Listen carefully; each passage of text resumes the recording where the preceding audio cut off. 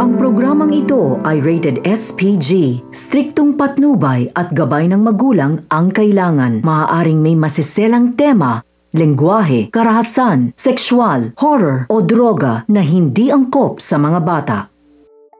Labis-labis na nga ang kasamaan ni Moira. Dahil sa nangyari kay Robert ay mas mabuti pa umanong huwag na lang itong magising. Dahil sa oras na magkamalay ito ay paniguradong hindi siya mapapatawad nito at malalaman ni Zoe na iba ang kanyang ama. Kaya naman, papatayin ni Moira ang life support ni RJ na siyang tumutulong para madugtungan ang buhay ni RJ. Maya-maya pa ay papasok naman si Annalyn, ngunit hindi pa man nagtatagal ay kagugulat niya na parang bigla na lang bumababa ang oxygen level ng kanyang ama.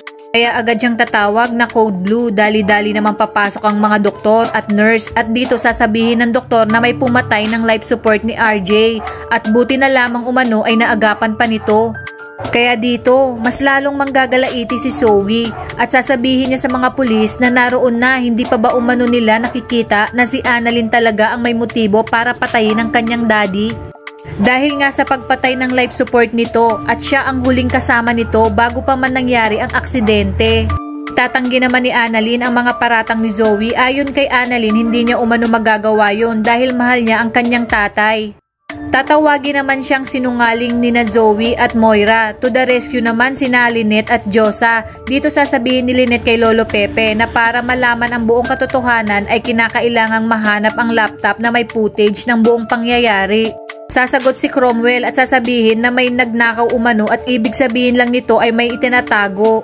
Ngunit hindi naman magpapasindak si Moira at makikipagtaasan ng boses kay Lynette at sasabihin marahil umano ay sila din ang nagnakaw ng laptop dahil ayaw nilang makulong si Annalyn.